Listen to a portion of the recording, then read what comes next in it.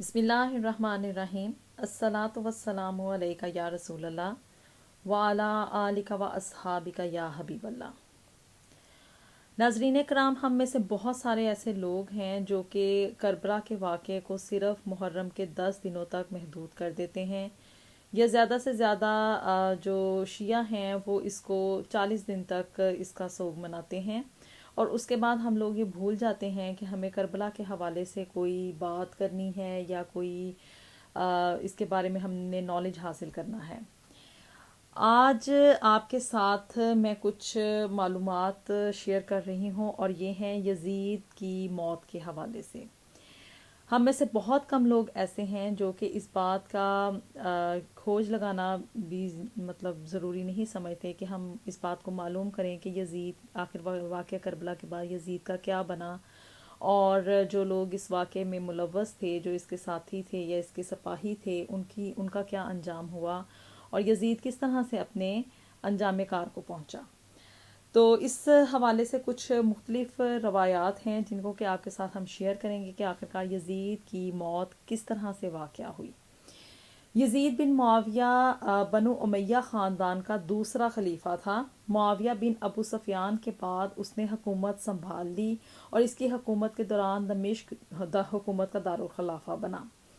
معاویہ بن ابو سفیان نے اپنے بیٹے یزید بن معاویہ کو خلیفہ بنا لیا، اور یوں یزید کے خلیفہ نامزد ہونے سے خلافت کے موروثی ہونے کا بیج یہاں سے بویا گیا، کیونکہ اس سے پہلے کبھی بھی کسی خلیفہ نے اپنی اولاد کو کبھی بھی خلافت کے لیے نامزد نہیں کیا تھا۔ یہاں سے یہ خلافت جو ہے وہ موروثی ہونے کا خیمے پیشہ لگا تھا۔ یزید بن معاویہ کے بدترین اور سیاہ ترین واقعات میں سے واقعہ کربلا ہے، اور اسلامی تاریخ میں اس سے زیادہ غم انگیز واقعہ کوئی بھی نہیں ہے۔ اسی ملعون کے دور میں خانہ کعبہ کو مسمار اور نذر آتش بھی کیا گیا تھا، اور مسجد نبوی صلی اللہ علیہ وسلم میں گھوڑوں کو باندھا گیا، اور مدینہ منورہ کی کنواری لڑکیوں کے ساتھ زنا بھی کیا گیا۔ ہزاروں صحابہ کرام کو شہید کیا گیا۔ واقعہ کربلا کے کچھ دنوں کے بعد یزید ایک انتہائی موذی مرض میں مبتلا ہوا، جس کے سبب اس ملعون کو پیٹ میں بہت زیادہ درد اور آنتوں کے زخموں کی ٹیس میں سے ایسے تڑپتا رہتا تھا جیسے مچھلی پانی کے بغیر تڑپتی ہو۔ حمص میں جب اس کو اپنی موت کا یقین ہو گیا تو اپنے بڑے بیٹے کو بستر مرگ پر اس نے بلایا، اور امور سلطنت سے متعلق اسے کچھ کہنا ہی چاہتا تھا کہ معاویہ بن یزید سے بے ساختہ چیخ نکلی، اور نہایت ذلت اور حقارت کے ساتھ یہ کہہ کر باپ کی پیشکش کو اس نے ٹھکرا دیا کہ میں جس تاج و تخت پہ آل رسول صلی اللہ علیہ وسلم کے خون کے دھبے ہیں، میں اس کو کسی بھی صورت قبول نہیں کر سکتا۔ اللہ مجھے ایسی منحوس خلافت کی حکومت سے محروم رکھے جس کی بنیاد رسول اللہ صلی اللہ علیہ وسلم کے نواسے کے خون پر رکھی گئی ہے۔ یزید اپنے بیٹے کی بات سن کر وہ تڑپ اٹھا اور شدید رنج و الم سے بستر پر پاؤں مارنے لگا۔ موت سے کچھ دن پہلے یزید کی آنتیں سڑ گئی تھیں اور اس میں کیڑے پڑ گئے تھے۔ تکلیف کی شدت سے خنزیر کی طرح چیخیں مارتا رہتا تھا۔ پانی کا قطرہ حلق سے نیچے اترنے کے بعد نشتر کی طرح چبھنے لگتا تھا۔ اس پر اللہ تعالیٰ کا عجیب قہر تھا کہ پانی کے بغیر بھی تڑپتا تھا اور پانی پی کر بھی چیختا تھا۔ بالآخر اسی درد کی شدت سے تڑپ کر اس کی موت ہوئی، اور لاش میں ایسی ہولناک بدبو ہو گئی تھی کہ قریب جانا مشکل تھا، اور جیسے تیسے اس ملعون کو سفن کیا گیا۔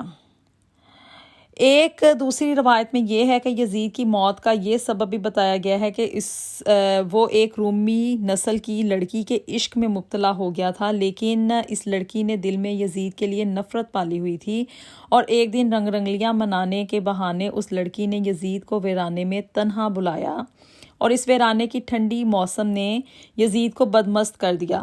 لیکن اس لڑکی نے یہ کہتے ہوئے اس ملعون پر خنجر سے وار کیے کہ جو بے غیرت اور نابکار اپنے نبی کے نواسے کا غدار ہو، وہ میرا وفادار کیسے ہو سکتا ہے۔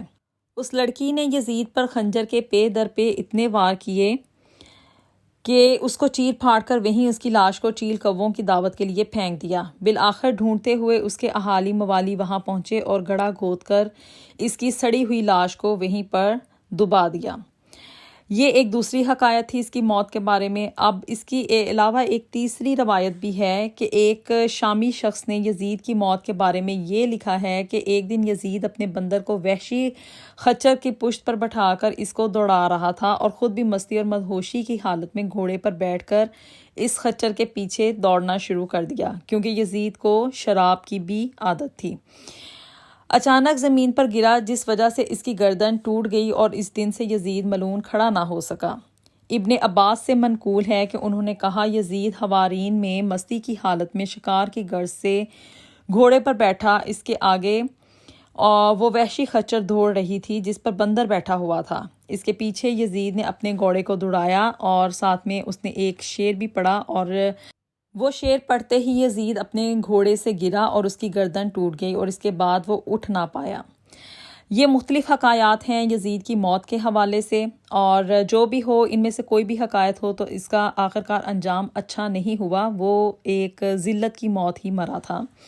یزید صرف 3 برس 6 ماہ تک حکومت کر پایا اور 14 ربیع الاول سن 64 ہجری کو شام ملک کے شہر حمص کے علاقے حوارین میں 39 سال کی عمر میں مر گیا۔ اس ملعون کی قبر دمشق میں آج بھی نشان عبرت بنی ہوئی ہے۔